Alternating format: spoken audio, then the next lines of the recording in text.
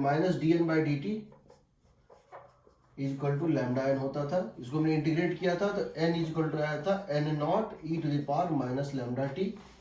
ठीक है, ये क्या था? ये था number of nuclei left after time t. ये था number of nuclei, number of unstable nuclei remaining after time t, ये ना after time t. N not क्या था? Initial number of unstable nuclei. सही है ना, अनस्टेबल न्यूक्लियाई। यहां minus d n by d t को हम क्या बोलते हैं? Activity of the sample. क्या बोलते हैं? Rate of disintegration that is equal to activity of the sample. इसको बोलते हैं एक्टिविटी ऑफ द सैंपल। इसका यूनिट क्या होता है? इसका यूनिट होता है DPS. DPS means disintegration per second, number of disintegration या decay disintegration per second, disintegration per second. ठीक है, इसका कुछ यूनिट है 1 क्यूरी, CURIE क्यूरी। इसको डिनोट करते हैं CI से। 1 क्यूरी का मतलब होता है 1 क्यूरी इज इक्वल टू होता है 1 क्यूरी इज इक्वल टू होता है, ठीक है, 1 q 3.7 into 10 to the power 10 disintegration per second. इसको बोलते हैं 1 क्यूरी। ठीक है, 1 रदरफोर्ड होता है 1 रदरफोर्ड होता है 1 रदरफोर्ड होता है, इसको RD से डिनोट करते हैं। ये होता है 10 to the power 16 disintegration per second. ठीक है, और 1 बेक्वेरल होता है BEQUEREL, बेक्वेरल को BQ से डिनोट करते हैं। 1 बेक्वेरल होता है, ये होता है 1 डिसइंटीग्रेशन पर सेकेंड। और यही SI यूनिट भी होता है, यही SI यूनिट भी होता है। SI यूनिट क्या होता है? बेक्वेरल होता है। ठीक है, SI यूनिट क्या होता है? बेक्वेरल होता है, डीके पर सेकेंड। सही है, ठीक है। अब ये हो गया n is equal to n not e to the power minus lambda t. Lambda को कैसे डिफाइन करोगे? लैम्डा को हम 3 तरह से डिफाइन कर सकते हैं। समझो, लैम्डा को हम 3 तरह से डिफाइन कर सकते हैं। अगर हम इसमें ग्राफ प्लॉट करेंगे number of nuclei versus time, तो इसको हम इस तरह से लिख सकते हैं। इसको हम इस तरह से, लैम्डा को हम इस तरह से लिख सकते हैं। तो इसको हम इस तरह से लिख सकते हैं n is equal to n not e to the power minus t by tau, where tau is a constant whose dimension is equal to time. इसको बोलते हैं टाइम कांस्टेंट। टाउ क्या हो गया बताओ? 1 बाई लैम्डा। इसको क्या बोलेंगे? Time constant. ठीक है, यहां तक कोई डाउट किसी को? ठीक, अब जरा देखो क्या हुआ।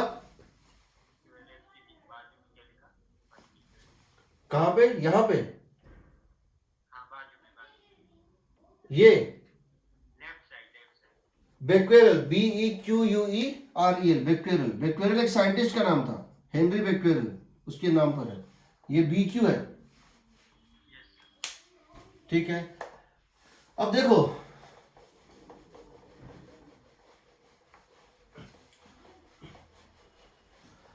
हमने डिफाइन किया था इस तरह से,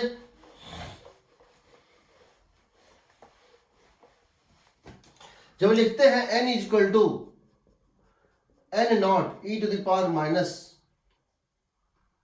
लैम्डा टी, यानी n not e to the power minus t by tau, where tau is equal to 1 by lambda. इसको बोलते हैं टाइम कांस्टेंट। टाइम कांस्टेंट ये क्या क्या खासियत होती है? After 1t, after t is equal to 1 by lambda that is tau, इतने टाइम के बाद n कितना बच जाएगा? n नॉट बाई बचेगा। इतने टाइम के बाद अगर हम यहां t की वैल्यू टाउ के इक्वल कर दें, एक टाइम कांस्टेंट, तो ये हो जाएगा e to the power minus 1। 1 by e की वैल्यू होती है, e की वैल्यू होती है लगभग 2.7, 1 बाई e की वैल्यू होती है लगभग 3.37, यानी ये किसके इक्वल हो गया बताओ? 0.37 n नॉट। समझ रहे हो? इसका मतलब क्या है, इसको क्या होना था, एन नॉट से कहां जाना था, 0 तक जाना था।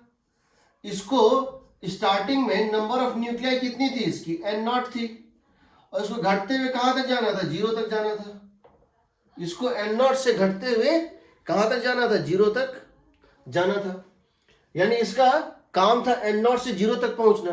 बट एक टाइम कांस्टेंट के बाद ये कहां तक पहुंच जाता है, एक टाइम कांस्टेंट बाद ये कहां पहुंच जाता है, one time constant 1 by lambda के बाद ये कहां पहुंच जाता है, ये पहुंच जाता है 0.37 N not.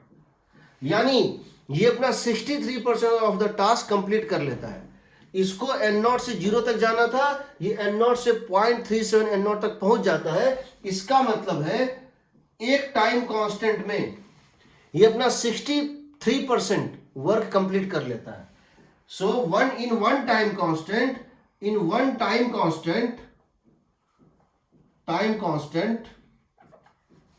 63% of the task is completed। सही है। दूसरा, अगर तुम यहां पे इस ग्राफ पे अगर t इक्वल टू 0 पे एक टेंजेंट ड्रॉ करोगे, और तुम इस ग्राफ पे t इक्वल टू 0 पे एक टेंजेंट ड्रॉ करोगे, और तुम यहां पे इस ग्राफ पे एक टेंजेंट ड्रॉ करोगे, ये टेंजेंट इसको यहां मिलता है, tangent drawn to the graph at t equal to 0 meets it at this point. ठीक है, इसका मतलब क्या हुआ, दूसरा इसका डिफिनेशन है, tangent to the graph at t equal to 0 meets the final status, final value में यहां कितनी है, 0 है ना, इसको कहां तक जाना है, 0 तक। In time meets this at t equal to tau. इसका मतलब क्या है, अगर initial rate of discharging, initial rate of decay ये थी, ये जो स्लोप है इसका स्लोप क्या बताएगा, initial minus dn by dt। जैसे जैसे टाइम बढ़ रहा है ये स्लोप घटता जा रहा है, ये स्लोप, इसका मतलब क्या है, जैसे जैसे टाइम बढ़ रहा है इसका रेट ऑफ डीके घट रहा है। शुरू में बहुत तेज डीके हो रहा था, जैसे जैसे ये अपने मंजिल के पास जा रहा है इसका रेट ऑफ डीके कम हो रहा है, इसलिए इसको इनफाइनाइट टाइम लग रहा है। अगर t इक्वल टू 0 पे, अगर t इक्वल टू 0 पे जो रेट ऑफ डीके था उसको मेंटेन रखें, अगर t इक्वल टू 0 पे जो रेट ऑफ डीके था उसको मेंटेन रखें, घटने नहीं दें, उसको फिक्स रखें, मेंटेन रखें, तो this work would be accomplished, this complete zero value would be accomplished in a finite time, and that finite time is called time constant। अगर इनिशियल रेट ऑफ डिस्चार्जिंग को हम मेंटेन रखें, घटने ना दें, तो ये पूरा वर्क, ये पूरा प्रोसेस एक फाइनाइट टाइम में कंप्लीट हो जाए, उसको बोलते हैं टाइम कांस्टेंट। ठीक है, therefore if initial rate of decay is maintained, all nuclei decay in finite time called time constant।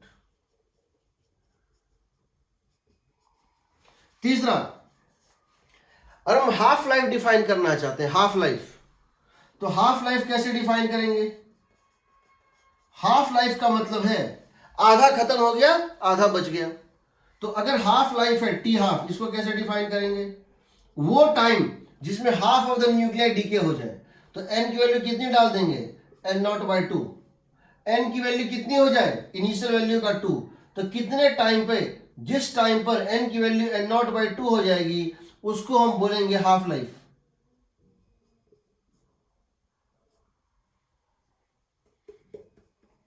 इसको बोलेंगे हाफ लाइफ, समझ रहे हो, जिस टाइम में एन की वैल्यू एन नॉट बाई 2 रह जाएगी, ये और ये कट गया, यहां से आएगा T half is equal to ln2 by lambda. ln2 का मतलब है 0.693 बाई लैम्डा। इतने टाइम में ये हाफ बच जाता है, इतने टाइम में ये हाफ बच जाता है। ठीक है, यानी अगर हम बात करें कि कितने टाइम में ये हाफ होगा, कितने टाइम में n की वैल्यू कितनी हो जाएगी, n0/2 हो जाएगी। तो अगर उसके करस्पॉन्डिंग यहां ड्रॉ करेंगे तो ये जो पॉइंट आएगा, ये जो टाइम आएगा, इसकी वैल्यू आएगी ln2 0.693 by lambda. Agreed? Agreed? सही है। After n half lifes, after n half lives, that means when time becomes equal to n times of t half, जब टाइम कितना हो जाए, n times of t half. यहां n integer भी हो सकता है और फ्रैक्शन भी हो सकता है, जरूर नहीं कि इंटीजर ही हो। तुम किसी भी टाइम को t हाफ से डिवाइड कर दो, तुम किसी भी टाइम को, जो भी टाइम कहा गया उसको t हाफ से डिवाइड कर दो, तुमको एक नंबर आएगा। ये नंबर फ्रैक्शनल भी हो सकता है और इंटीजर भी हो सकता है। तुम किसी भी टाइम t को उसके t हाफ से डिवाइड कर दो, एक नंबर आएगा n। तो नंबर ऑफ न्यूक्लियाई जो बचा होगा वो होगा n0/2n, initial number of nuclei by 2n। ये होगा नंबर ऑफ रिमेनिंग न्यूक्लियाई। जितने न्यूक्लियाई बच जाएंगे उनकी वैल्यू होती है initial number of nuclei by 2n। एक हाफ लाइफ के बाद n0/2, 2 के बाद n0/2 स्क्वायर, 3 के बाद n0/2 क्यूब, 4 के बाद n0/2/4 बच जाएगा। इनफाइनाइट हाफ लाइफ के बाद ये 0 हो जाएगा। होगा ना? एग्रीड? ठीक। अब देखिए, ये तो आपका हमने ग्राफ लिखा था। यहां एक दो मैथमेटिक्स याद रखना। कौन कौन सा? पहली बार e to the power ln x होता है x, जानते हो? e to the power ln x होता है x। दूसरा बात याद रखना, ln2 की वैल्यू होती है 0.693। ठीक है, चलो, हमारा ये नंबर ऑफ न्यूक्लियाई का था। अगर हम यहां पे एक्टिविटी के बारे में करना चाहें तो क्या करेंगे? और हम यहां एक्टिविटी के बारे में करना चाहें तो क्या करेंगे? तो सोचो, अगर हमारे पास नंबर ऑफ न्यूक्लियाई से कहा गया है, अब हम क्या कह रहे हैं? हम क्या कर रहे हैं?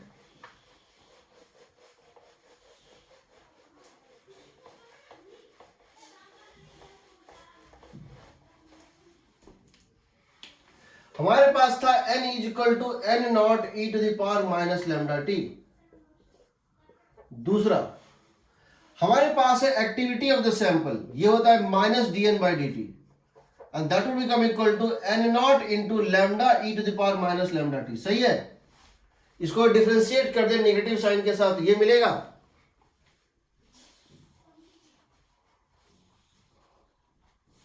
मिलेगा ना? Therefore at t = 0, activity of the sample, activity or rate of disintegration of sample, that is equal to a0।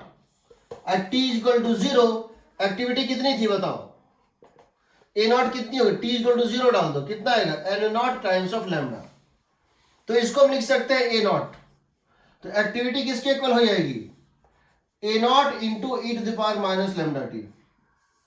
जैसा ग्राफ, जैसा फंक्शन डीके फंक्शन में होता है, जैसा फंक्शन डीके फंक्शन में होता है, वैसा ही फंक्शन जो है नंबर ऑफ न्यूक्लियाई में जो फंक्शन होता है वही फंक्शन एक्टिविटी में भी होता है, होना भी चाहिए। बिकॉज -dn/dt जो एक्टिविटी है ये होता है λn, तो दोनों एक दूसरे के प्रोपोर्शनल है। जिस फंक्शन में ये होगा उसी फंक्शन में ये होगा। यहां पर सिर्फ एक वैल्यू आ जाएगा एक्सपोनेंशियल, उसी फंक्शन में होगा। सिर्फ एक लैम्डा से मल्टीप्लिकेशन होता है।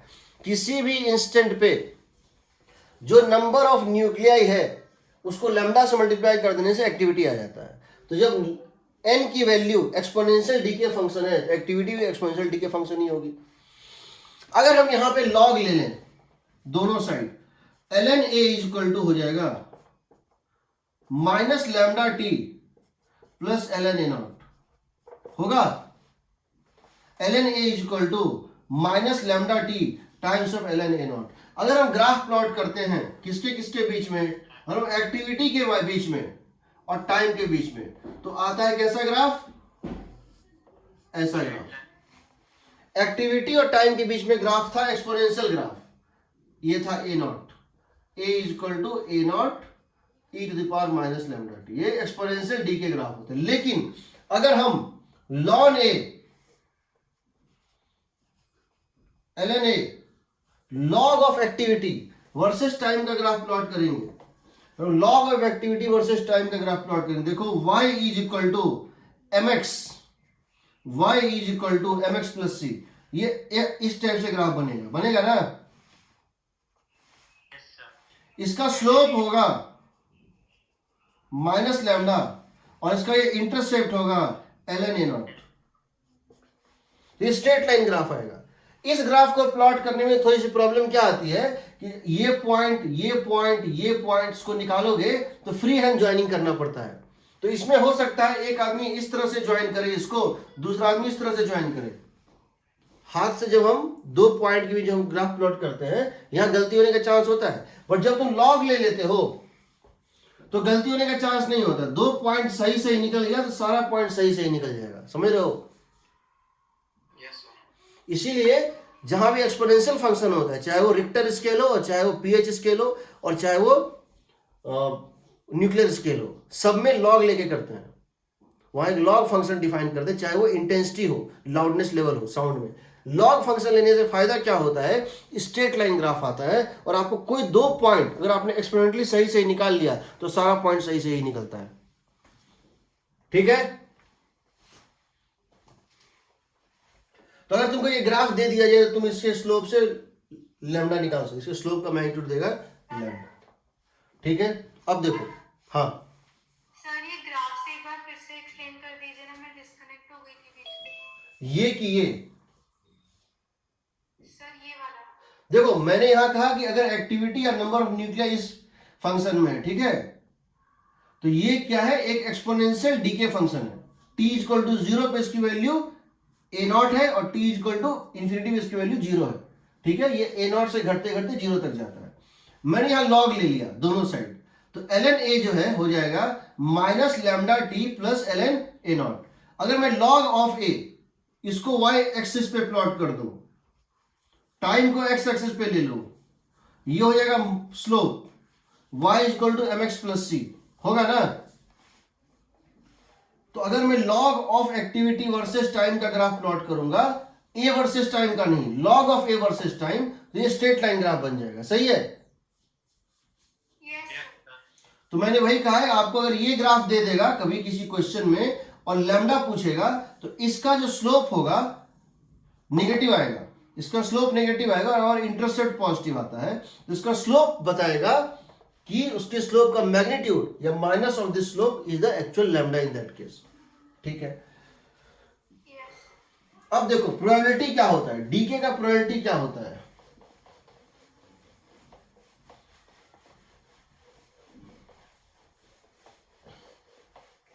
किसी टाइम टी में अगर नंबर ऑफ न्यूक्लियाई बच गया है n, देखो t इक्वल टू 0 पे unstable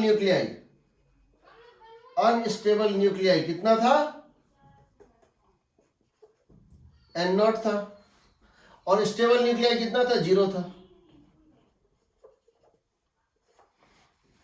t equal to T पर अनस्टेबल न्यूक्लियर बच जाएगा n naught into E to the power minus lambda T, सही है ना, इतना बच जाएगा। यानी स्टेबल न्यूक्लियर कितना बन गया, आउट ऑफ n नॉट इतना बचा हुआ है, तो इतना बाकी बचा हो गया, समझ रहे हो ना। इतना out of n not nuclear unstable nuclear, इतना अनस्टेबल न्यूक्लियर बचा हुआ है, बाकी स्टेबल में कन्वर्ट हो गया। तो कितना कन्वर्ट हो गया, इन दोनों का सम तो n नॉट ही होगा ना, क्योंकि हर न्यूक्लियर एक न्यूक्लियर बनाएगा। तो अगर मैं जानना चाहता हूं प्रोबेबिलिटी ऑफ सर्वाइवल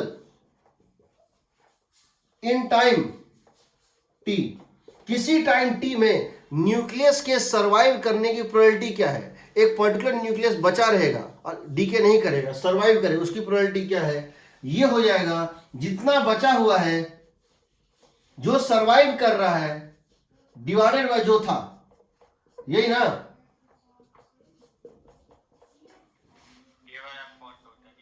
जो सरवाइव कर रहा है डिवाइडेड जो था, तो t इक्वल टू 0 पे सर्वाइवल की प्रोबेबिलिटी क्या है, 1 है।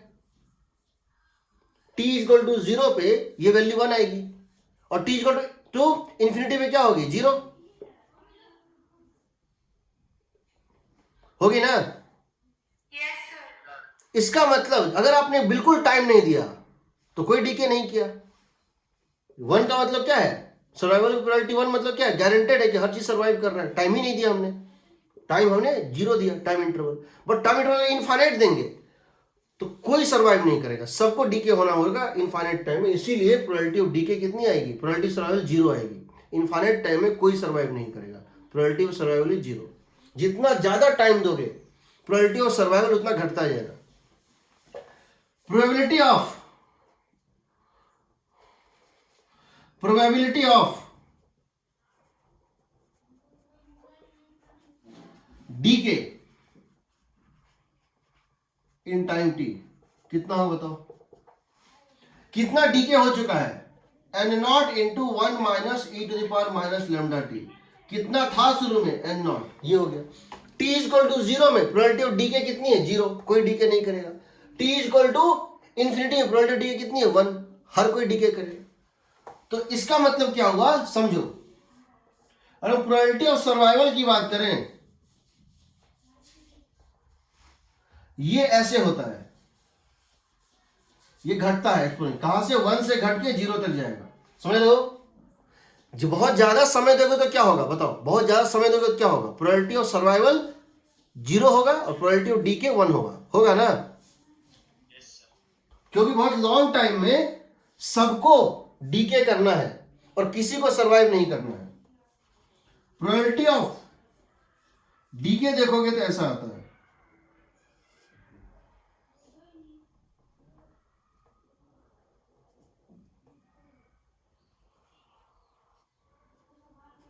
सही है।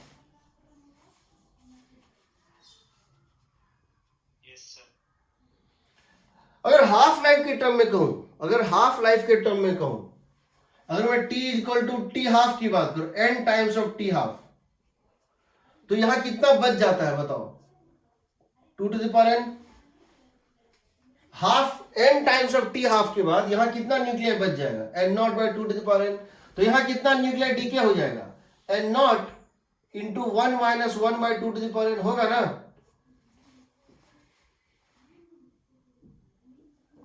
n हाफ लाइफ के बाद, एक हाफ लाइफ बाद हाफ न्यूक्लियर बचता है, एक हाफ लाइफ के बाद 1/2 बचता है, 2 हाफ लाइफ के बाद 1/4 बचता है, 3 हाफ लाइफ के बाद 1/8 बचता है, बचता है ना।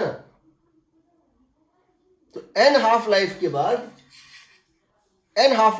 n naught by 2 to the power n बचेगा और n naught minus n naught by 2 to the power n decay कर चुका होगा। तो इसी तरह अगर हम हाफ लाइफ के टर्म में कहें तो ये वैल्यू आएगा n naught by 2 to the power n divided by n naught, कितना है बताओ, 1/2 टू द पावर n, सही है।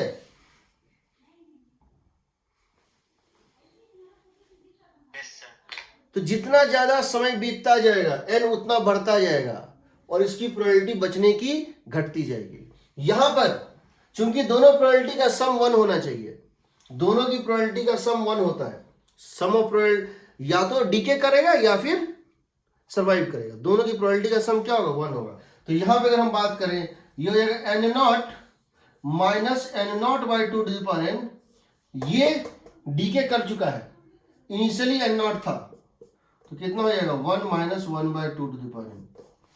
फॉर एग्जाम्पल अगर मैं आपसे ये पूछूं कि अगर हाफ लाइफ की वैल्यू कितनी है, 3 आवर्स है, किसी सैंपल के हाफ लाइफ की वैल्यू क्या है, 3 आवर्स है, आफ्टर 12 आवर्स क्या होगा बताओ, 12 घंटे बाद क्या होगा। क्या 12 घंटे को लिख सकते हैं 4 टाइम्स ऑफ टी हाफ, क्या 12 घंटे को लिख सकते हैं 4 टाइम्स ऑफ टी हाफ, बताओ तो इसका मतलब है कि नंबर ऑफ सर्वाइविंग न्यूक्लियाई, अभी भी जो न्यूक्लियाई बचा हुआ है जो डीके नहीं किया है, कितना हो जाएगा, n0/2⁴ हो जाएगा, n0/16। अब सोचो टोटल n0 था, उसमें n0/16 बचा हुआ है, तो इसका मतलब प्रोबेबिलिटी ऑफ सर्वाइवल कितनी हो जाएगी, जितना बचा है, जितना सर्वाइव कर रहा है डिवाइडेड बाय जितना टोटल था, सही ना।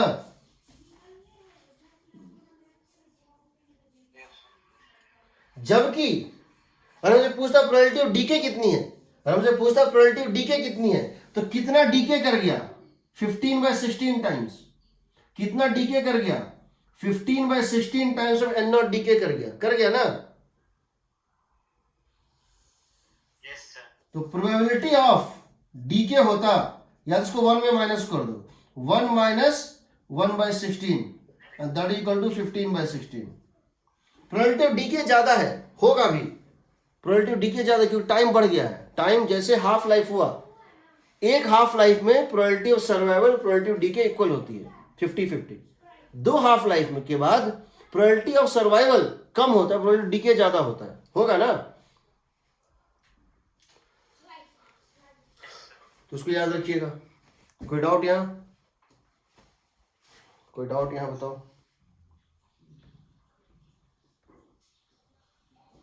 चलिए, now we are coming to successive disintegration. उसमें क्या होता है, ठीक है।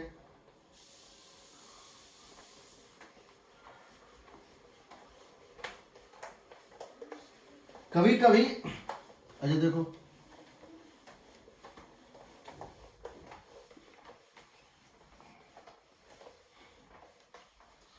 एक क्वेश्चन इस टाइप से है, कोई मशीन है जो कांस्टेंट रेट से एक न्यूक्लियाई क्रिएट कर रही है, कोई मशीन है जो एक कांस्टेंट रेट से एक न्यूक्लियाई क्रिएट कर रही है, और वो न्यूक्लियाई जब बन रहा है तो डीके हो रहा है, ठीक। सो क्वेश्चन इस तरह से है, ए मशीन, क्वेश्चन इस तरह से है that A machine is creating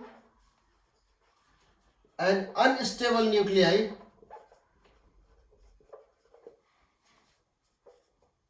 at a constant rate of alpha nuclei per second। हम एक न्यूक्लियाई को क्रिएट कर रहे हैं, अल्फा न्यूक्लियाई पर सेकेंड के रेट से क्रिएट कर रहे हैं। This nuclei is unstable and decays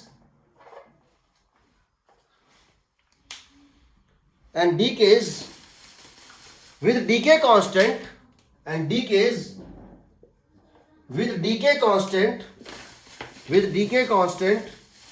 lambda, decays with decay constant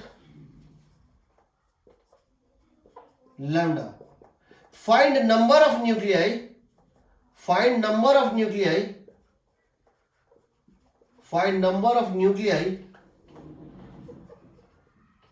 as function of time।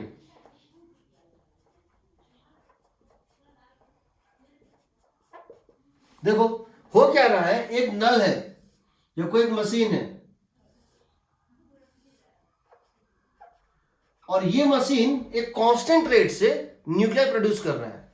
ये मशीन एक कांस्टेंट रेट से न्यूक्लियाई प्रोड्यूस कर रहा है, ये कांस्टेंट रेट से न्यूक्लियाई ये प्रोड्यूस कर रहा है।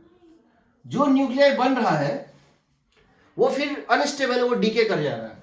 ये जो न्यूक्लियाई बन रहा है ये फिर डीके कर जा रहा है, ये अनस्टेबल है तो ये डीके हो रहा है। किस रेट से, लैम्डा के डीके कांस्टेंट से, ठीक है। तो t इक्वल टू 0 पे ये 0 था, तो क्या होगा स्टार्टिंग में, t इक्वल टू t पर ये किस रेट से बन रहा है, अल्फा रेट से बन रहा है। और उस समय अगर t इक्वल टू t पर मान लेते हैं इसकी नंबर ऑफ न्यूक्लियाई थी n, मान लेते इसकी नंबर ऑफ न्यूक्लियाई थी n, तो दो चीजें हो रही हैं t इक्वल टू टी पर। एक तो ये अल्फा रेट से बन रहा है, एक तो ये अल्फा रेट से फॉर्म हो रहा है, और दूसरा ये डीके भी हो रहा है ना, समझ रहे हो। t इक्वल टू जीरो पे, t इक्वल टू जीरो पे जब उसके पास न्यूक्लियर था ही नहीं, जब बनना शुरू हुआ तो बनने का रेट तो था, डीके करने का रेट नहीं था। क्यों नहीं था? क्योंकि डीके तो तब करेगा ना जब नंबर ऑफ न्यूक्लियर होगा, क्योंकि नंबर रेट ऑफ डीके जो होता है proportional to existing number of nuclear होता है। तो स्टार्टिंग में सिर्फ बन रहा था, स्टार्टिंग में सिर्फ बन रहा था 15 न्यूक्लियर पर सेकेंड, डीके का कोई रेट नहीं था। कुछ देर बाद जब कुछ न्यूक्लियर बन गया, अब क्या हो गया, डीके का बनने का रेट अभी भी 50 न्यूक्लियर जो है पर सेकेंड है, बट डीके का रेट हो गया 10 न्यूक्लियर पर सेकेंड। तो बन रहा है 50, डीके हो रहा है 10, नेट गेन कितना हो रहा है 40। अभी भी न्यूक्लियर बढ़ रहा है, ये न्यूक्लियर बढ़ेगा, फिर ये 50 ही रहेगा, कुछ देर बाद इसका न्यूक्लियर और बड़ा हो जाएगा। तो डीके का रेट होगा 30 न्यूक्लियर पर सेकेंड, बनने का रेट 50, डीके का रेट 30, नेट रेट कितना हो गया 10 न्यूक्लियर 20 न्यूक्लियर पर सेकेंड का गेन हो रहा है। एक समय आएगा ये न्यूक्लियर इतना बड़ा हो जाएगा, इतना इसका संख्या हो जाएगा कि 50 न्यूक्लियर पर सेकेंड बन रहा है और 50 न्यूक्लियर पर सेकेंड डीके हो रहा है, आ जाएगा इक्विलिब्रियम, आ जाएगा ना। तो हम कह रहे हैं मान लेते हैं किसी टाइम टी पर जिस समय इसकी instantaneous number of nuclei n थी, उस समय इसके साथ दो प्रोसेस हो रहा था। एक था रेट ऑफ फॉर्मेशन, ये था रेट ऑफ फॉर्मेशन, और ये था रेट ऑफ डीके। किस रेट से बन रहा था बताओ, अल्फा। किस रेट से बन रहा था अल्फा, और किस रेट से डीके हो रहा है बताओ। ये था dn बाई dt, ये इस रेट से बन रहा था, और माइनस dn बाई dt कितना होता है, rate of decay, lambda n होता है ना। तो यानी दो चीजें हो रही थी, एक तो बनने का रेट अल्फा और डीके का रेट लैम्डा n। ये होगा नेट रेट ऑफ गेन। अगर 50 न्यूक्लियर पर सेकेंड बन रहा था और किसी इंस्टेंट पे लैम्डा इंटू एन की वैल्यू है 30 न्यूक्लियर पर सेकेंड, तो यानी 20 न्यूक्लियर पर सेकेंड का उस इंस्टेंट पे नेट गेन हो रहा था। एग्रीड? इंटीग्रेट कर दे, इंटीग्रेट कर देते हैं। आ जाएगा dn by alpha minus lambda N is equal to dt। Integrate कर दो, टाइम 0 n की वैल्यू थी 0, टाइम t n की वैल्यू n, तो यहां से आएगा n is equal to alpha by lambda 1 minus e to the power minus lambda t। तुम चेक करके देखो, t इज इक्वल टू 0 पे n की वैल्यू क्या आएगी 0, e टू द पावर 0 1 होता है, 1 minus e to the power 0 1 होता है, 1 माइनस 1 0, सही है। इनफाइनाइट टाइम के बाद जब ये वैल्यू वैनिश हो जाएगा, इनफाइनाइट टाइम बाद ये हो जाएगा, ये टोटल हो जाएगा 0, ये अल्फा बाय। तो ये बताओ जब इसका रेट ऑफ फॉर्मेशन और रेट ऑफ डीके इक्वल हो जाएगा तो वैल्यू कितना आना चाहिएगा। अगर ये रेट और ये रेट इक्वल हो जाएगा तो नंबर ऑफ न्यूक्लियाई कितना होगा। जब ये और ये इक्वल हो जाएगा तो नंबर ऑफ न्यूक्लियाई कितना आएगा, अल्फा बाय लैम्डा आ रहा है ना। इसका मतलब है number of nuclei time T के साथ ऐसे वेरी करेगा, 0 से बढ़ते बढ़ते कहां तक जाएगा, अल्फा बाय लैम्डा। उसके बाद क्या होगा, जिस रेट से बनेगा उसी रेट से डीके होगा, वो एक नंबर जो है एक इक्विलिब्रियम गेन कर लेगा, एक सैचुरेशन वैल्यू गेन कर लेगा, ना बढ़ेगा ना घटेगा। एग्रीड?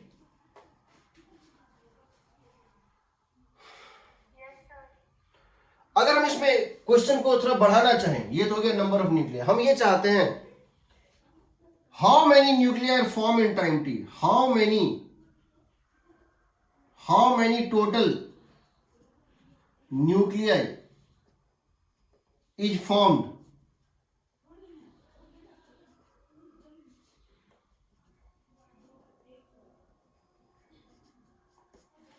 टाइम टी में कितने न्यूक्लियर बने ये बताओ। How many nuclear formed in time T, तो क्या लिख सकते हैं, अल्फा इंटू टी,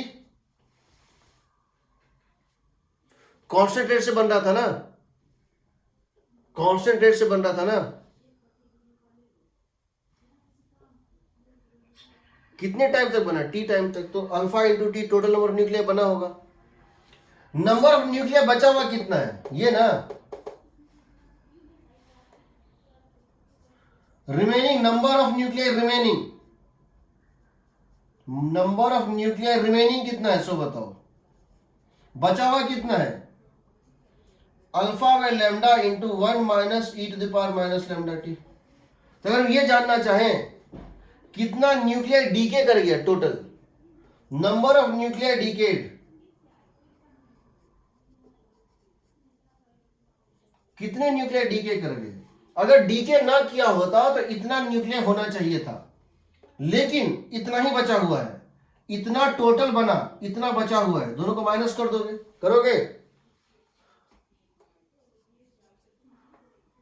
अगर डीके ना होता, सिर्फ बनता रहता, तो इतना न्यूक्लियर बनना चाहिए, लेकिन डीके होने के कारण इतना ही बचा है। तो टोटल मान लो 100 बनता या 500 बनता, टोटल 500 बनता, बचा हुआ है 400। इस समय 300 डीके कर चुका है ना, सॉरी 100 डीके कर चुका है। ये lambda into T minus alpha by lambda 1 minus E to the power minus lambda T, सही है। सर वो नीचे का दिख नहीं रहा है। यस सही है, याद रहेगा ना? यस ठीक। अगला है सक्सेसिव डिसइंटीग्रेशन। क्या होता है सक्सेसिव डिसइंटीग्रेशन? उसमें क्या होता है जरा देखो।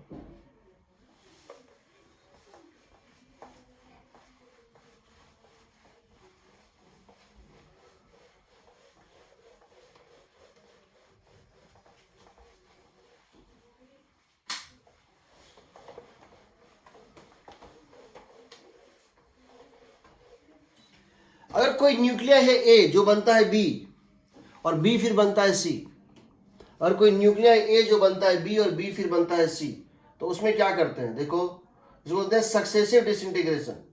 सो what you are going to do is that it is successive disintegration. देखिए हम क्या करते हैं सक्सेसिव डिसइंटीग्रेशन में।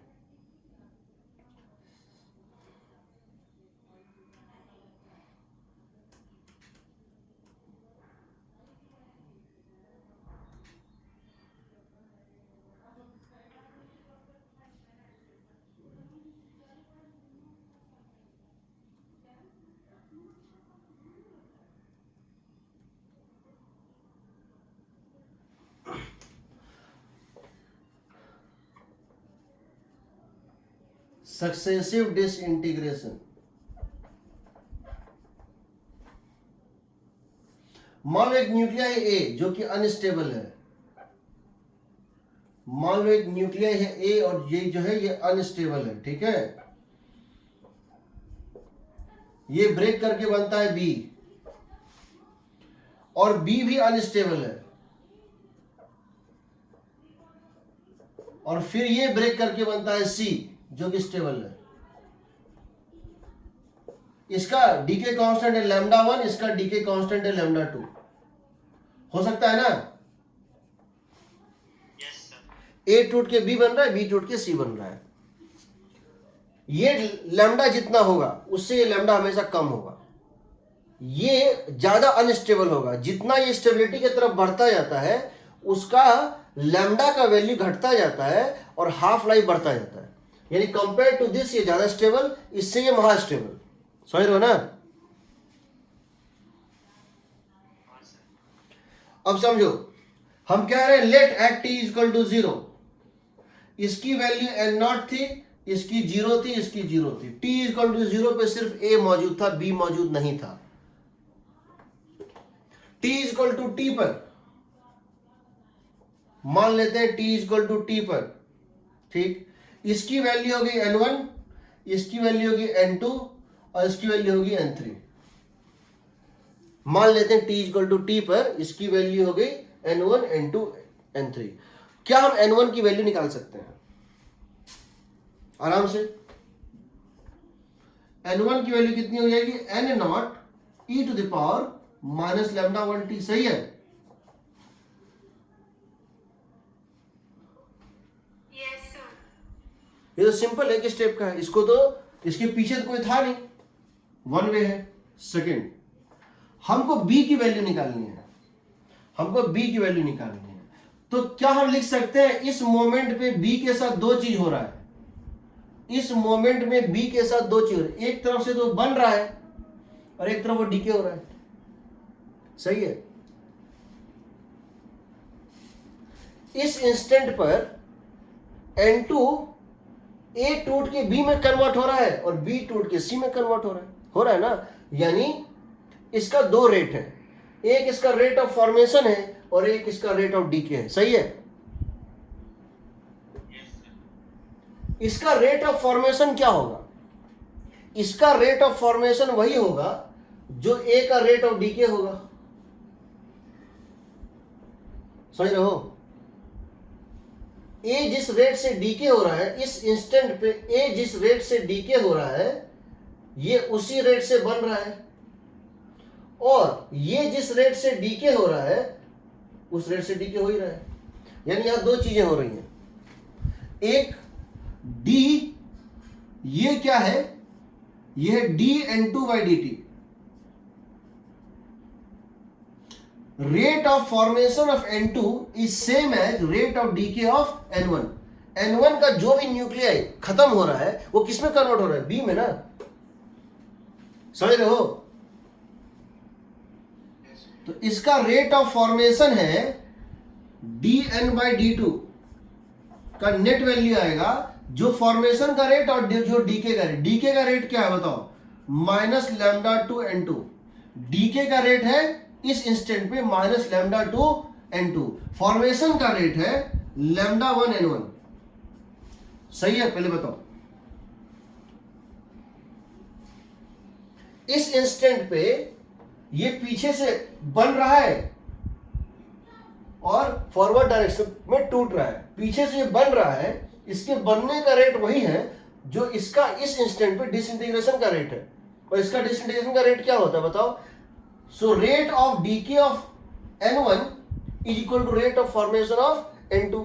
जितना न्यूक्लियर पर सेकेंड 1 का डीके करेगा उतना ही न्यूक्लियर पर सेकेंड 2 का फॉर्म करेगा। सही है ना? एग्रीड? Yes sir. अब मैं क्या कर रहा हूं, यहां पे N1 को उठा के डाल देता हूं, आ जाएगा dN2/dt is equal to lambda 1 into n naught into e to the power minus lambda 1t minus lambda 2n2। सही है? Yes sir. आपने कोई टॉपिक पढ़ा है मैथ में, integrating factor? dy/dx plus py is equal to q, first order linear. ये है कुछ उस टाइप से आ रहा है क्या? इसमें कुछ बनेगा इंटीग्रेटिंग फैक्टर बनेगा कि नहीं, सो बताओ। क्या इसमें इंटीग्रेटिंग फैक्टर से निकलेगा कि नहीं निकलेगा, सो बताओ। चलो एक काम करते हैं, हम दोनों साइड मल्टीप्लाई कर देते हैं। हमको इसको सॉल्व करना है, हम इसको दोनों साइड मल्टीप्लाई कर देते हैं e to the power lambda 2t से। हम इसको दोनों साइड मल्टीप्लाई कर देते हैं e to the power lambda 2t से। ठीक है? कर दे? तो ये हमको आ रहा है dN2/dt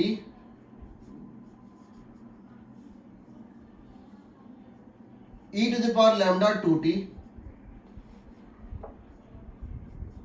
प्लस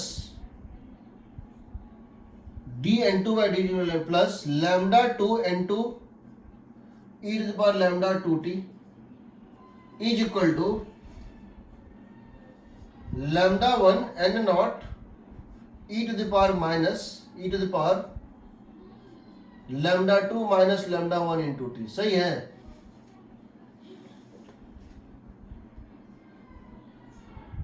लगता तो है सही जैसा ही लग रहा है ना? Yes sir. क्या इस लेफ्ट हैंड साइड को हम लिख सकते हैं d of n2 e to the power lambda 2t। क्या हम लेफ्ट हैंड साइड को पूरे को कंबाइन कर लिख सकते हैं D n2 into E to the power lambda 2t, इसका डिफरेंशिएशन टाइम के साथ। देखो तो इसको कांस्टेंट रखोगे, इसको डिफरेंशिएट करोगे, इसको कांस्टेंट रख, इसको प्लस इसको कांस्टेंट रख के इसको डिफरेंशिएट करो, सही है ना? देखो तो क्या इसको डिफरेंशिएट करने पे n2 को कांस्टेंट या इसको कांस्टेंट, इसको डिफरेंशिएट, आ गया first term, E to the power lambda 2 बाहर निकाल दो dn2/dt। दूसरा n2 को बाहर निकाल दो lambda 2 times of E to the power lambda 2t, सही है ना? इज इक्वल टू क्या लिख सकते हैं? Lambda 1 n0 E to the power lambda 2 minus lambda 1 into T, सही है? इसको क्रॉस मल्टीप्लाई कर दो dt से, इंटीग्रेट कर दें दोनों साइड, इंटीग्रेट कर दें दोनों साइड, सही है? या तुम इंटीग्रेटिंग फैक्टर्स निकाल सकते हो, ये आएगा n2 into E to the power lambda 2t, इसको जो इंटीग्रेट करेंगे तो ये होल डिफरेंशियल खत्म हो जाएगा, n2 e to power lambda 2t is equal to lambda 1 n0 E to the power lambda 2 minus lambda 1 into t plus some constant c, यहां से आएगा n2 is equal to you would get n2 is equal to, तो plus c, यहां plus सी करो, सम constant सी, सही है?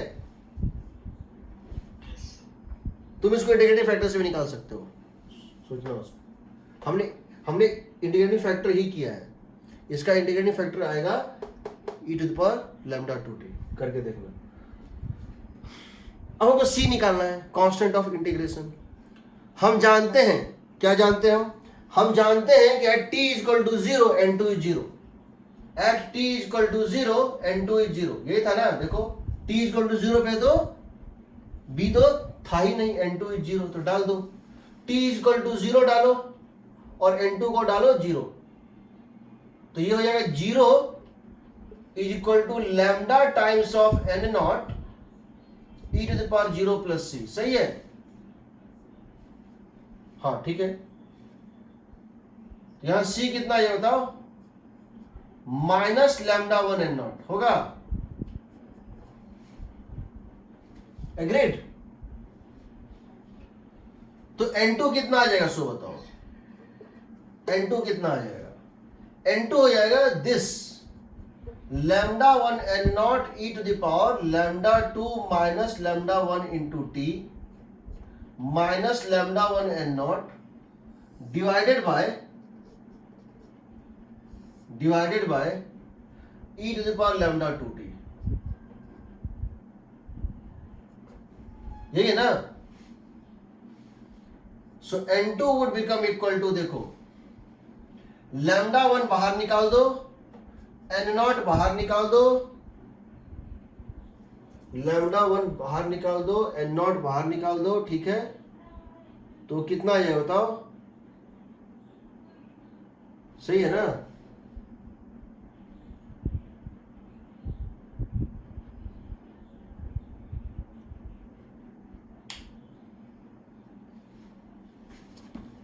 तो मैं यहां पर दोबारा कर देता हूं, यहां तक ठीक था ना? यहां तक कोई दिक्कत है क्या किसी को? यहां तक किसी कोई दिक्कत था? No sir. तो हम यहाँ इसको इंटीग्रेट करें, आ रहा है n2 into E to the power lambda 2t is equal to lambda 1 constant n0 constant e to the power lambda 2 minus lambda 1 into t by lambda 2 minus lambda 1, सही है? देखो इसको इंटीग्रेट करें क्या होगा? E to the power alpha t, e to the power alpha t by this alpha plus c, सही है? क्या ये इंटीग्रेशन सही है? यहां तो डी निकल गया, डी ऑफ होल थिंग, और यहां पे होगा e to the power ax by a। सही है ना? Yes sir. At t equal to 0, n2 0 थी, ये हम जानते हैं। इसको 0 कर दो, इसको 0 डाल दो, तो c की वैल्यू आएगी λ1 n0 by λ2 minus λ1 with minus sign. हमने यहां पे डाल दिया 0, यहां डाल दिया 0, ये तो पूरा खत्म हो गया 0, ये हो गया 1, तो c की वैल्यू आएगी माइनस, तो यहां से तुम्हारा n2 आ जाएगा। देखो यहां से तुम्हारा आएगा n2 into e to the power λ2t is equal to λ1 n0 by λ2 minus λ1 e to the power λ2 minus λ1 into t minus λ1 n0 by λ2 minus λ1। तो अब इसको अगर हम डिवाइड कर दें तो क्या आएगा बताओ? n2 की वैल्यू आ जाएगी, हम यहां से λ2 माइनस λ1 कॉमन ले रहे हैं, हम डिनोमिनेटर में λ2 माइनस λ1 कॉमन ले रहे हैं, न्यूमरेटर में λ1 टाइम्स ऑफ n0 कॉमन ले रहे हैं, λ1 टाइम्स ऑफ n0 कॉमन ले रहे हैं। इसको डिवाइड करते हैं λ2 से, होगा e to the power minus λ1t, और इसको डिवाइड करेंगे λ2t से, होगा minus e to the power minus λ2t।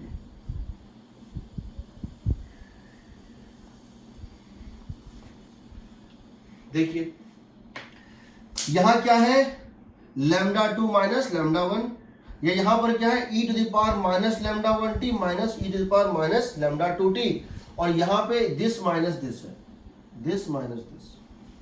ठीक से देख लो इसको ठीक से देख लो। ये है number of nuclei of n2, ये है number of nuclei of n2। t equal to 0 पे n2 की क्या आ रही है बताओ?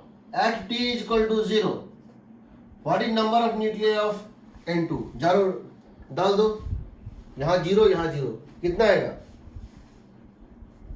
यहां 0 यहां 0, ये 1 ये 1, 1 माइनस 1 0, होगा 0। Yes sir. At t equal to infinity 1 by 1 by infinity 0, 1 by infinity 0, 0 minus 0, t equal to 0 पे 1 माइनस 1, और t इक्वल टू इंफिनिटी पे 0 माइनस 0, फिर से 0, होगा ना?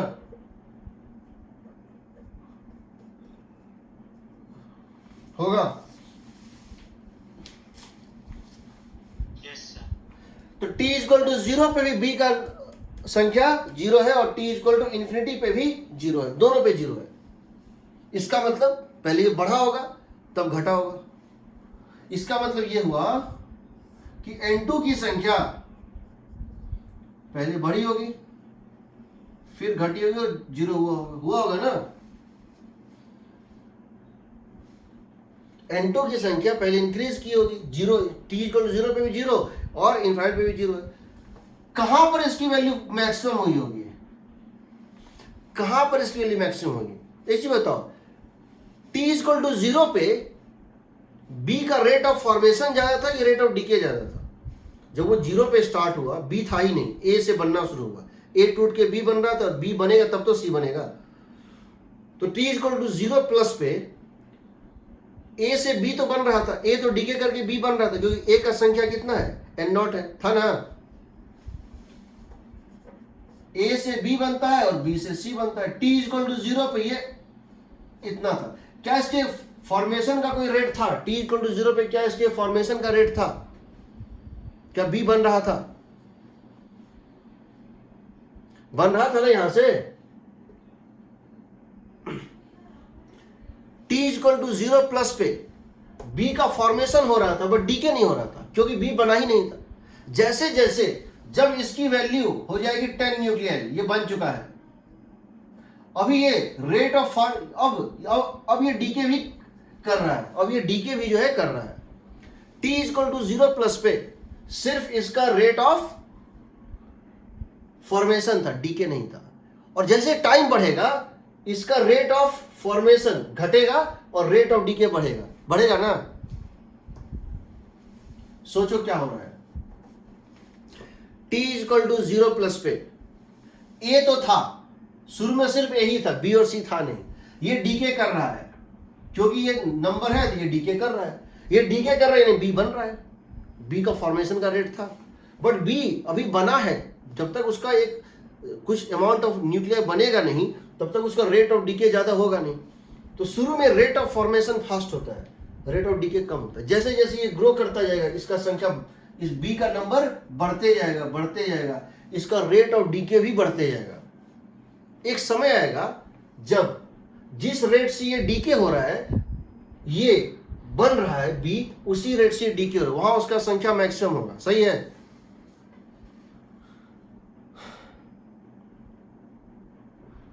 बताइए। शुरू में सिर्फ t इक्वल टू 0 प्लस पे प्रोसेस स्टार्ट होते ही रेट ऑफ फॉर्मेशन है 50 न्यूक्लियर पर सेकेंड मान लो, लेकिन रेट ऑफ डीके उसमें बिल्कुल नहीं है क्योंकि न्यूक्लियस बना ही नहीं है।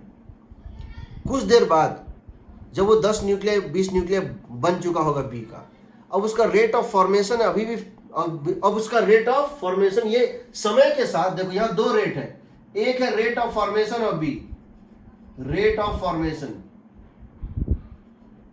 और एक है rate of decay. Rate of formation समय के साथ डिक्रीज करेगा, रेट ऑफ फॉर्मेशन समय के साथ डिक्रीज करेगा, पहले बहुत ज्यादा था धीरे धीरे घटेगा क्योंकि ए का संख्या घटता जा रहा है। रेट ऑफ डीके समय के साथ पहले बढ़ेगा, होगा ना, होगा ना।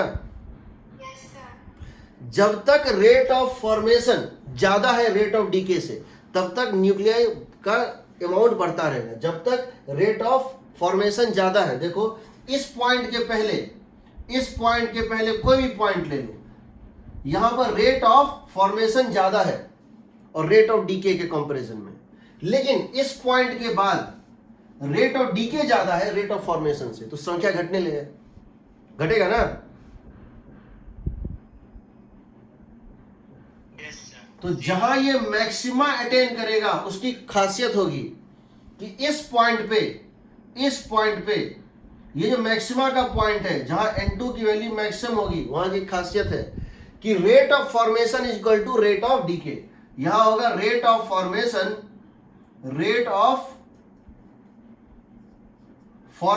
ऑफ, इसको यहां लिखते हैं, when N2 is maximum, at that point rate of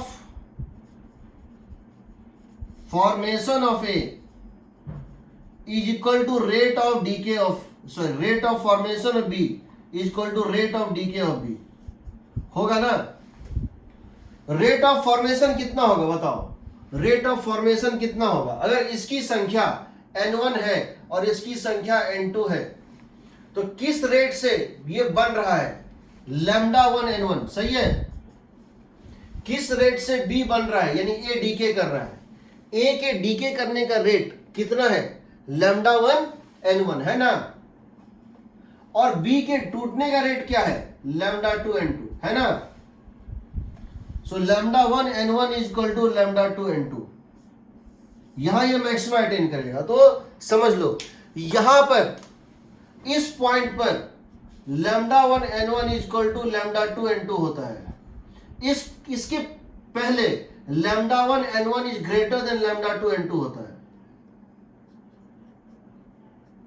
यानी कि rate of formation of B λ1 N1 ज्यादा है और रेट ऑफ डी के λ2 N2 कम, इसीलिए उसका नेट गेन हो रहा था।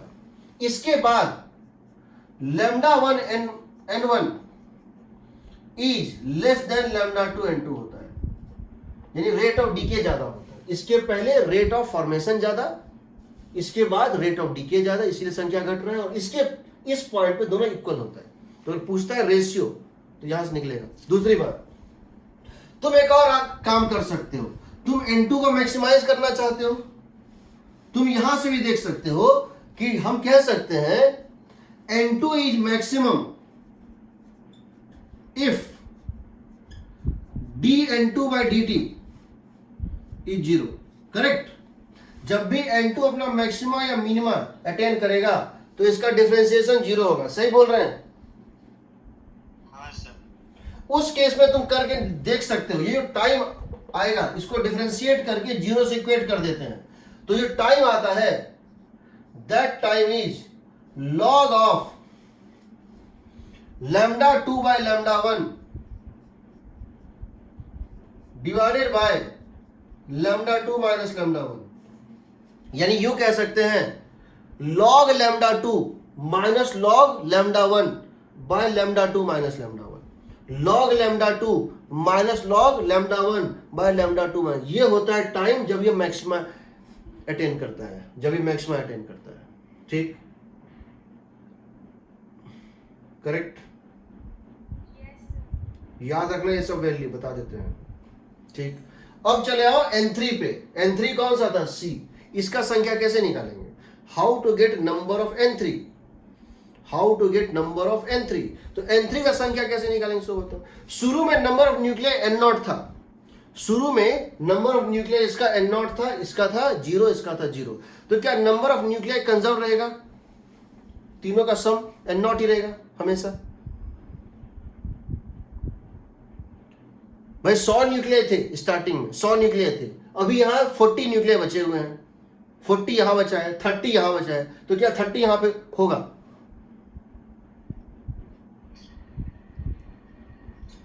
होगा ना भाई। न्यूक्लियर x से y बन गया, y से z बन गया, a से b बन गया, b से c बन गया, बट बना तो एक न्यूक्लियर एक ही बना, नंबर ऑफ न्यूक्लियर तो कंजर्व रहेगा। अगर आपको इसका नंबर निकालना है c का, तो कैसे निकालेंगे? n3 बन जाएगा n0 में से घटा दो, किसको? n0 में से घटा दीजिए, किसको घटाइए? n1 और n2 को घटा दीजिए, सही है ना? ये बताओ t इक्वल टू 0 प्लस पे n3 की वैल्यू कितनी थी? 0 थी। स्टार्टिंग में t इक्वल टू 0 पे कितनी थी? 0 थी। t इक्वल टू इंफिनिटी के बाद n3 की वैल्यू कितनी होगी बताओ। क्या सारा न्यूक्लियर जो स्टार्टिंग में a का था वो फाइनली c में कन्वर्ट हो जाएगा? क्या सारा न्यूक्लियर जो स्टार्टिंग में था वो फाइनली c बन जाएगा? a से b बनेगा, बट b से भी फाइनली उसको c में ही बनना है, सही है?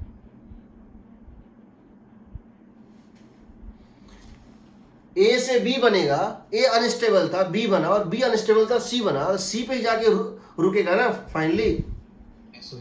तो ये लास्ट में ये सारा न्यूक्लियर को c में कन्वर्ट हो जाना है, तो नंबर न्यूक्लियर ऑफ 3 कितना होगा? n0 होगा ना?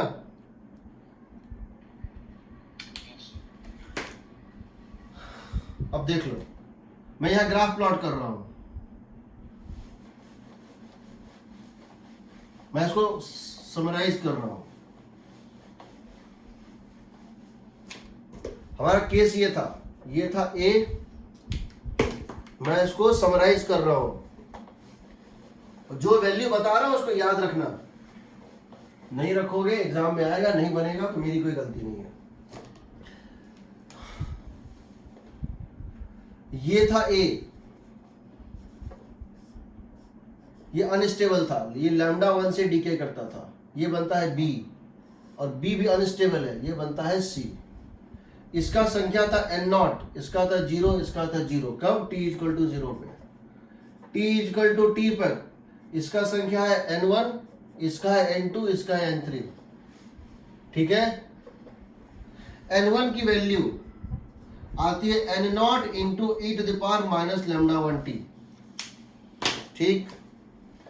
n2 की वैल्यू आती है n0 into lambda 1 by lambda 2 minus lambda 1 e to the power minus lambda 1t minus e to the power minus lambda 2t। यहां जो ले रहे हैं इसका उल्टा यहां लेते हैं, माइनस साइन, यहां लैम्डा 2 माइनस लैम्डा 1, तो यहां माइनस लैम्डा 1 माइनस लैम्डा 2, ठीक है। इसकी वैल्यू मैक्सिमम होती है at t equal to ln lambda 2 by lambda 1 divided by lambda 2 minus lambda 1।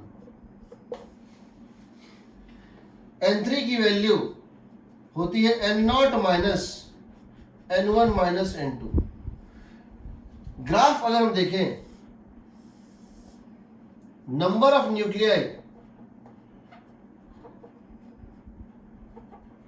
Versus time, एक ग्राफ ये होता है, ये किसकी संख्या है? n1 की,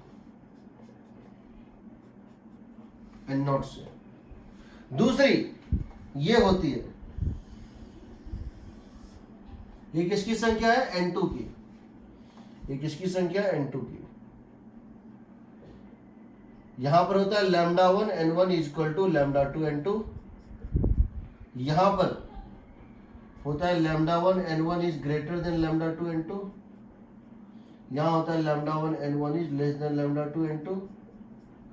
और ये टाइम होता है t इक्वल टू, ये टाइम होता है t, that t equal to ln lambda 2 by lambda 1 by lambda 2 minus lambda 1। ये संख्या होता है n2 का। तीसरा है n3। n3 की संख्या इस तरह होती है, देखो। सो फाइनली कहां पहुंचना है? n3 को फाइनली कहां पहुंचना है बताओ? n3 को फाइनली कहां पहुंचना है? सबको n0 ही बन जाना है। इनफाइनाइट टाइम के बाद, और हम यहां पे टाइम डाल दें इनफाइनाइट, ये जीरो और ये कितना होगा? n0 होगा ना। तो इसको क्या करना है? इसको ग्रो करना है ऐसे करके, और कहां तक जाना है? n0 तक। ये है n3, ये है n3। ये 3 ग्राफ होता है, ये सारे डेटा, ये वैल्यू, ये क्या क्या होता है एकदम याद रहना चाहिए। ठीक है, चलिए थिंग सब बता ही दिए हैं, तो बचा क्या है? एक बच गया है। अब इसका यूज क्या होता है? ठीक है, देख लेते हैं इसका यूज क्या होता है। इसका यूज क्या होता है देख लेते हैं। तो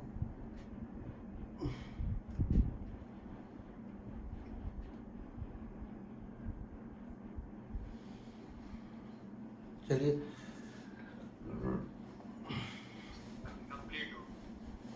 हाँ, बस एक बच गया है, रेडियो एक्टिव डेटिंग बता रहा हूँ। बाकी कंप्लीट आज का क्लास में तुम लोग का सिलेबस हो गया खत्म।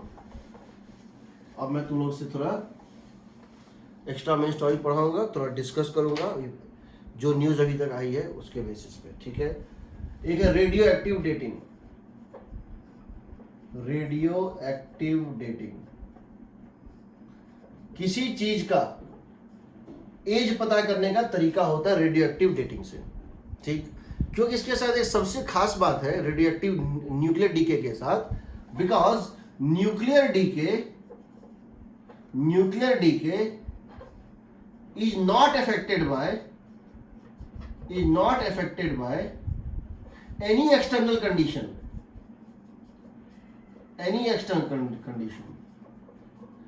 टेम्परेचर, प्रेशर, ह्यूमिडिटी, कुछ कर दो, किसी चीज से न्यूक्लियर डीके को फर्क नहीं पड़ता है। तो बाकी जो डेटिंग टेक्निक है वो टेम्परेचर और प्रेशर के साथ और समय के साथ स्लो और फास्ट होता है, बट इसका जो प्रोसेस होता है ये एकदम प्रिसाइज होता है। जो होना वही होगा, तुम इसको बदल नहीं सकते, तुम्हारे हाथ में कुछ नहीं है। तो ये सबसे रिलायबल डेटा होता है, ये सबसे रिलायबल टेक्निक है किसी चीज का एज पता करने का। ठीक है, किसी का एज पता करने का। तो पहला होता है determination of age of rock. Determination of age of मान लो रॉक का मतलब क्या है? Non living. कोई चीज जो नॉन लिविंग था उसका एज पता करना है, तो क्या करेंगे? होता क्या है कि जब कोई रॉक बनता है वो एक फ्रेश प्रिपेयर्ड सैंपल होता है, उसमें एक न्यूक्लियाई होता है X। एक फ्रेशली प्रिपेयर्ड सैंपल जो होता है, एक फ्रेशली प्रिपेयर्ड सैंपल में जो होता है, रॉक में जो होता है, एक ही टाइप का न्यूक्लियाई होता है, उसको बोलते हैं X। मान लो एक freshly prepared rock contains nuclei X that is unstable, that is unstable and decays into another nuclei, another stable nuclei Y, another stable nuclei Y. कहने का मतलब है ये X जो है वो डीके करके क्या देता है, Y देता है. ये अनस्टेबल है और ये स्टेबल है. ठीक है. तो जब ये न्यूक्लियाई बना था t इक्वल टू 0 पे, इसके सारे न्यूक्लियाई x के ही थे. जब ये न्यूक्लियाई t इक्वल टू 0 पे बना था, इसके सारे न्यूक्लियाई x के ही थे. ऑल x था. कब? ऑल x न्यूक्लियाई था. कब था? At t equal to 0. जब अब ये क्या हुआ, डीके होना शुरू किया, x y में कन्वर्ट होगा. तो किसी टाइम t पर, t इक्वल टू 0 पर ये था, किसी टाइम t पर अब क्या कंडीशन हो गया है, इसके कुछ न्यूक्लियाई y में हो गए हैं कन्वर्ट. समझ रहे हो? उसके कुछ न्यूक्लियाई डीके करके y बन चुके हैं. तो हम क्या लिख सकते हैं, अगर इसकी जब इसका जन्म हुआ था, जब ये बना था फ्रेशली प्रिपेयर्ड t, अगर इसमें number of nuclei of x था, number of nuclei of x था n नॉट, तो आज के डेट में कितना होगा, n naught into E to the power minus lambda T होगा.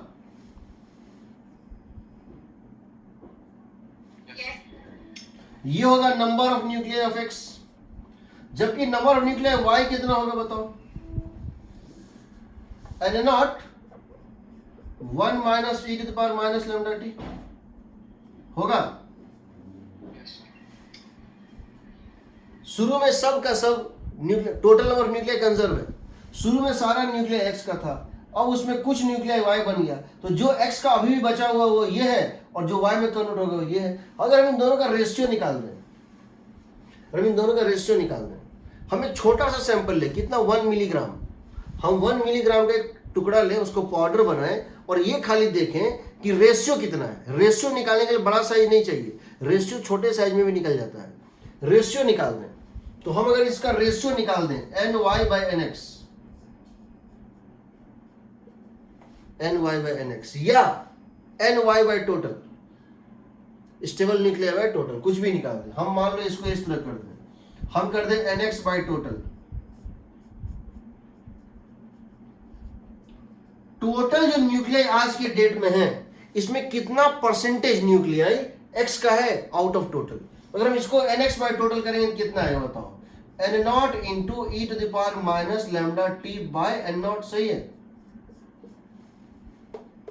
nx plus ny, n total हो गया nx प्लस ny. सही है. ये हम लैब में निकाल सकते हैं. ये फ्रैक्शन जो है हम लैब में निकाल सकते हैं कि एक पर्टिकुलर बुरादा किया, पाउडर बनाया, उस पाउडर में अगर 1 मिलियन न्यूक्लियाई टोटल हैं आज के डेट में. अभी एक पत्थर मिला, उस पत्थर को का एक टुकड़ा लिया, पाउडर बनाया और पता किया उसमें अगर 100 न्यूक्लियाई में कितने न्यूक्लियाई x के हैं. ये हम एक्सपेरिमेंटली पता कर सकते हैं. हमको लैम्डा उस रिएक्शन का पता है, तो टाइम नहीं निकल जाएगा. टाइम कितना आएगा बताओ, टाइम कितना आएगा, t इज इक्वल टू आएगा, एज कितना आएगा बताओ, what is the age of the rock, 1 by lambda ln n total by nx. सही है, हो जाएगा. देखो तो हो जाएगा. लॉग ले लो, तो n टोटल बाय nx या nx बाय n टोटल, ये हम लैब में डिटरमाइन कर सकते हैं. ये हम लैब में एक छोटे से टुकड़े से भी डिटरमाइन कर सकते हैं, एक छोटे से पीस से भी, क्योंकि रेशियो हर पीस में वही आएगा, रेशियो वही आएगा. ये हम लैब में निकाल सकते हैं. हमको लैम्डा उस प्रोसेस का पता है, हमको उस रॉक का एज पता चल जाएगा. चल जाएगा, बोलिए, एज पता चल जाएगा. ये हो गया किसके लिए, नॉन लिविंग के लिए. लिविंग के लिए क्या होता है, लिविंग के लिए क्या होता है समझो. लिविंग के केस में हम बोलते हैं कार्बन 14 डेटिंग, क्या बोलते हैं, C14 डेटिंग. ठीक, यहां कोई डाउट किसी को? तो अगर तुमको दे दें कि आज के डेट में एक रिएक्शन दे दें, यूरेनियम बन रहा है लीड, यूरेनियम बन रहा है लीड और लीड स्टेबल है, और ये 200 साल इसका 200 साल इसका हाफ लाइफ है या लैम्डा दिया हुआ है। आज के डेट में 10% यूरेनियम बचा है और 90% लेड है। आज के डेट में ये है यूरेनियम, ये है लेड, पीबी, यूरेनियम से लेड बन रहा है। शुरू में सब का सब यूरेनियम था। आज के डेट में हमको एक रॉक मिला जिसमें 100 मॉलिक्यूल में से, न्यूक्लियाई में से 90 न्यूक्लियाई किसके हैं? इसके हैं, लेड के हैं, और 10% न्यूक्लियाई जो है वो अभी भी यूरेनियम के हैं। इसका एज निकालना है। तो यहां पे क्या हो जाएगा? एन टोटल 100, 90 प्लस 10, और एन एक्स कितना बचा है? 10 बचा है ना, हो जाएगा ना? यस ये आएगा ln 10, ln 10 2.303 लैम्डा दिया हुआ क्वेश्चन में, टाइम हम निकाल सकते हैं। ठीक है, दूसरा होता है, इसको बोलते हैं कार्बन, इसको ये हो गया रॉक का। दूसरा होता है निकालने का, इसको हम बोलते हैं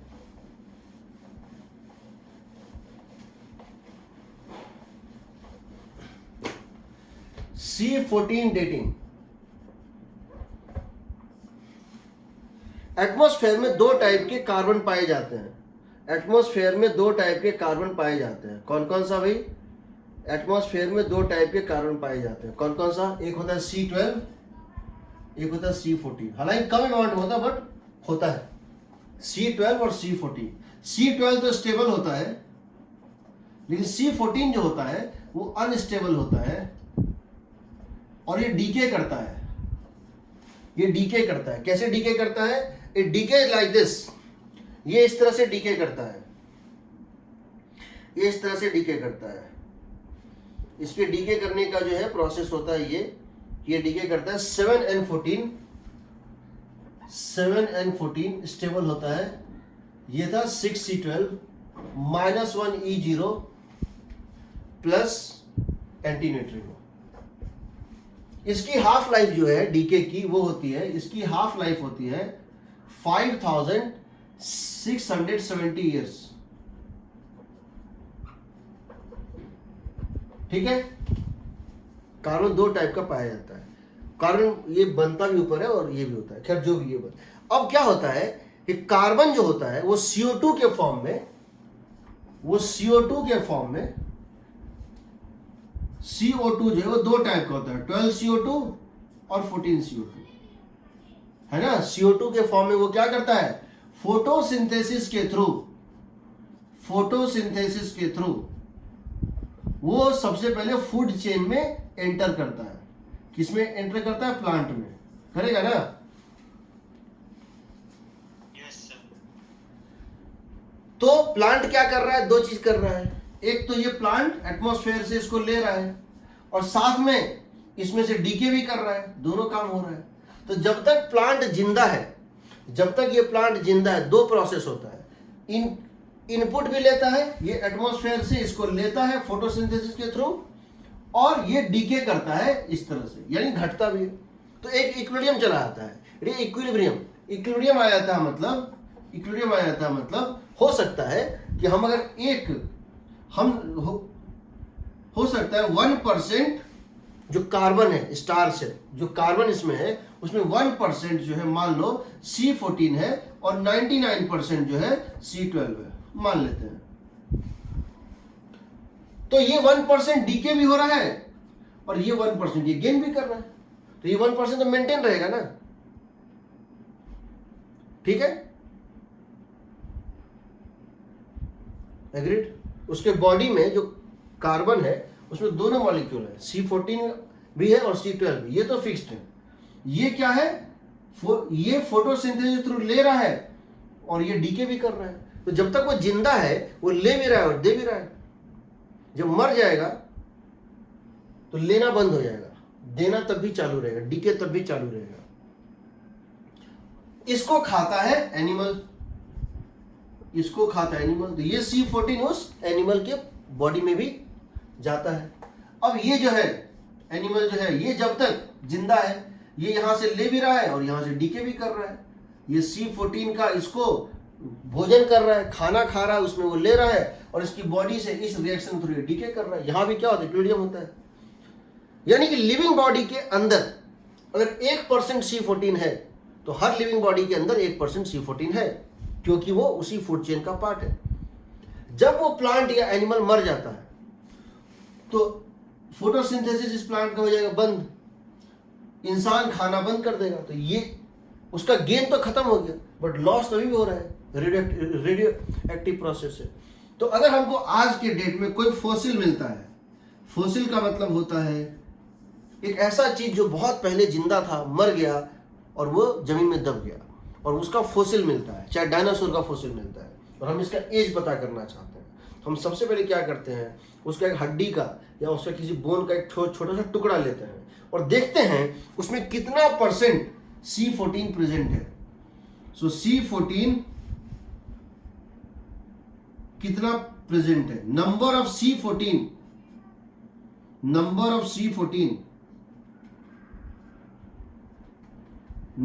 C14 आइसोटोप उसमें divided by n of the total, ये हम निकाल सकते हैं, ये हम लैब में फाइंड कर लेते हैं। हमको जो फॉसिल मिला उसमें N14 कितना परसेंटेज में है एज कंपेयर टू टोटल, या N14 कितना परसेंटेज में है, उसी साइज का, उसी चीज का अगर एक लिविंग बॉडी में, मेरे बॉडी या किसी प्लांट की बॉडी में हम देखें कितना C है, कितना 14 है। ये हो गया डेड का, डेड में हम निकाल लिए, लिविंग का भी हम निकाल लेते हैं।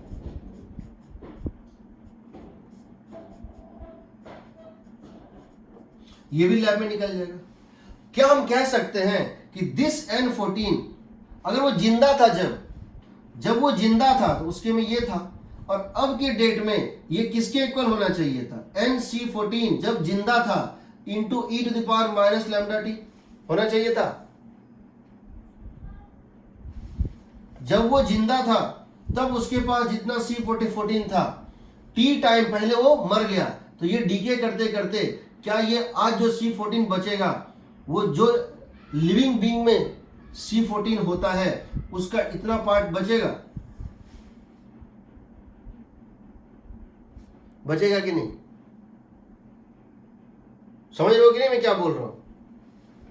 जब वो जिंदा था 500 साल पहले, 1000 साल पहले, तो उसके में इतना नंबर ऑफ C14 था। वही किसी भी लिविंग बॉडी में होता है, मेरे बॉडी में वही है, तो वो इसके अंदर इतना C14 था जब तक वो जिंदा, ये इक्विलिब्रियम था, ले भी रहा था, दे भी रहा था, मर गया तो ये घटने लगा, डीके होने लगा। आज के डेट में इतना संख्या है, तो क्या इसको हम लिख सकते हैं जब वो लिविंग बॉडी था तब उसके में जितना था e to the power minus lambda T, ये है, कह सकते हैं? तो हम ये कह सकते हैं कि जो n टुडे है, समझो n today is equal to n at the time of death, n at time of death, या n today या n living, जब तक वो लिविंग बीइंग था, into e to the power minus lambda T होगा। यहां तुम जानते हो n टुडे तुम निकाल चुके हो, लैब में तुम फाइंड कर सकते हो, ये भी तुम जानते हो लिविंग बॉडी में कितना होता है, वी नो इट। तो क्या हम लैम्डा टी को नहीं लिख सकते हैं, number of nuclei in a particular sample, 1 ग्राम में कितने number of C14 nuclei living body में है, बस कितने नंबर ऑफ, इसको डेड ला लीजिए तो एक कर लेंगे। डेड लॉग होगा ना, ये वही सर, यहां से इसका एज निकल जाएगा, हम इसका एज निकाल सकते हैं, ठीक है। तो ये होता है C14 डेटिंग। सारे क्वेश्चन इस टाइप के घुमा फिरा के सब मैंने बता ही दिया है। एक चीज है, खाली ये समझ लो, अगर कोई न्यूक्लियर 2 प्रोसेस से डीके कर सकता है, अगर कोई न्यूक्लियर 2 प्रोसेस से अल्फा भी दे सकता है, बीटा वायरस भी दे सकता है, या बीटा प्लस भी दे सकता है, के कैप्चर भी दे सकता है, तो उस केस में क्या होता है इस टाइप के क्वेश्चन जब आएंगे तो हम देख लेते हैं। बस दो मिनट का काम है, खत्म कर रहे हैं। Radio active branching, radio active branching समझो इसका मतलब। अगर कोई न्यूक्लियाई है, अनस्टेबल न्यूक्लियाई है, अनस्टेबल न्यूक्लियाई है और ये दो प्रोसेस से डीके कर सकता है। ये प्रोसेस 1 से भी डीके कर सकता है और प्रोसेस 2 से भी डीके कर सकता है। ठीक, इसके दो रास्ते हैं। हो सकता है ये अल्फा डीके, हो सकता है ये बीटा माइनस डीके हो, या एक बीटा प्लस डीके और कुछ और हो। इसकी डीके कांस्टेंट है λ1, इसकी डीके कांस्टेंट है λ2। ठीक, तो कोई न्यूक्लियाई इससे डीके करेगा और कोई न्यूक्लियाई इससे डीके करेगा। तो हम ये कह रहे हैं, हम कहते हैं -dn/n को बोलते हैं, इसको क्या बोलते हैं हम लोग? Probability of decay. क्या बोलते हैं? Probability of decay in small time dt। Probability of decay in small time dt। तो हम ये जानना चाहते हैं, what is the probability that probability of DK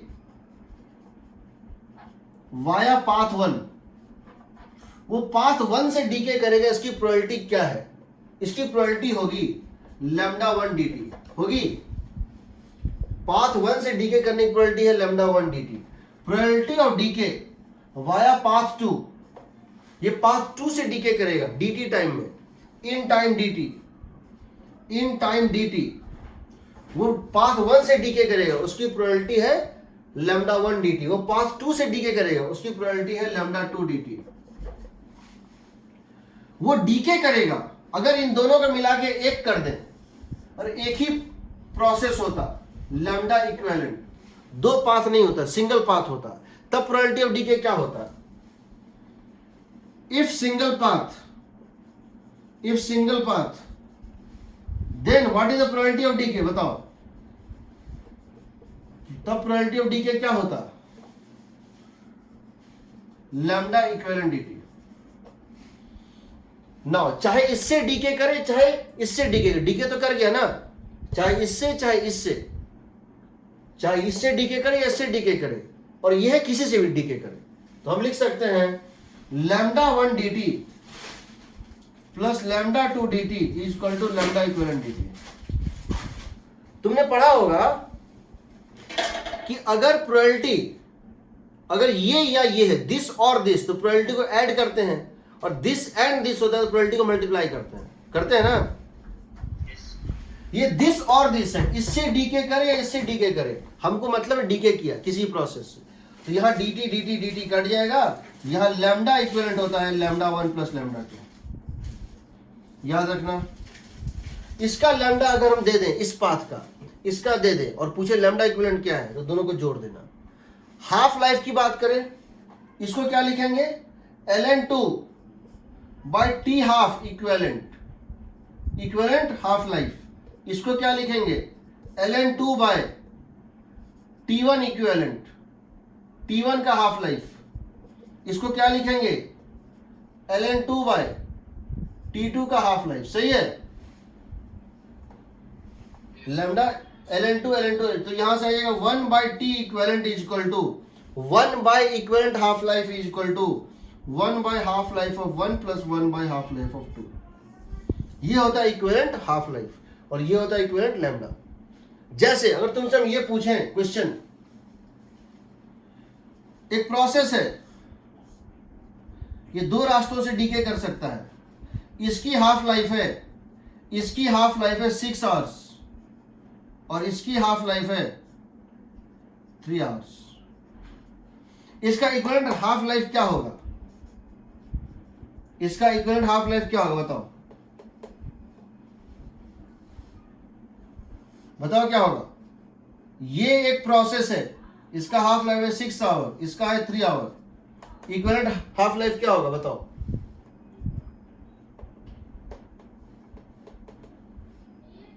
बोलो। 2 आवर्स होगा 2 आवर्स, Yes, sir. इसका हाफ लाइफ होगा 2 आवर्स। अब तुमसे मगर ये पूछते 4 घंटे बाद इसका कितना स्टेबल न्यूक्लियर बच जाएगा, तो देखो 4 ना तो इससे डिविजिबल है ना इससे डिविजिबल है, हमको इससे मतलब भी नहीं है।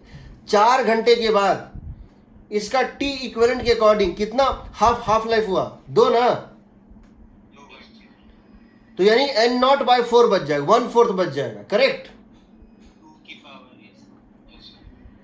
ठीक है, Yes, sir. तो पहली बात। दूसरी बात, अगर मैं तुमसे ये पूछूं, देखो जिसका हाफ लाइफ ज्यादा है या जिसका लैम्डा, ये बात समझ लो, इसका लैम्डा अगर होगा लैम्डा, इसका होगा 2 लैम्डा होगा, time is inversely proportional to lambda, सही है। हाफ लाइफ और डीके कांस्टेंट इनवर्सली प्रोपोर्शनल होता है, सही है। Yes, sir. हाफ लाइफ जिसका ज्यादा है उसका डीके कांस्टेंट कम है, और हाफ लाइफ जिसका कम है बहुत जल्दी में वो अपना हाफ डीके कर रहा है। हाफ लाइफ जिसका कम है उसका डीके कांस्टेंट ज्यादा है, सही है ना। Yes, sir. अब तुम समझो, अगर 100 न्यूक्लियर डीके करेगा, 33% न्यूक्लियर इस पाथ से डीके करेगा और 66% इस पाथ से डीके करेगा। क्यों? द नंबर ऑफ न्यूक्लियाई, देखो जिसकी ज्यादा लैम्डा होती है, जिसकी ज्यादा लैम्डा होती है उसकी प्रोबेबिलिटी भी ज्यादा होती है, और जिसकी लैम्डा कम होती है उसकी प्रोबेबिलिटी भी कम होती है।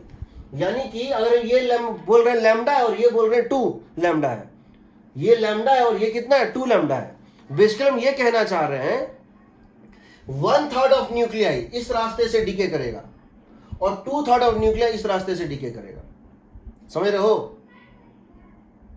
Yes, sir. ये टोटल का लैम्डा बाय टोटल, ये अगर यहां से n न्यूक्लियर डीके करेगा, यहां से 2n न्यूक्लियर डीके करेगा। इसीलिए किसी पर्टिकुलर न्यूक्लियर के डीके करने का ज्यादा चांस इस रास्ते से है, कम चांस इस रास्ते से है। अगर ये होता लैम्डा, ये होता 3 लैम्डा, ये लैम्डा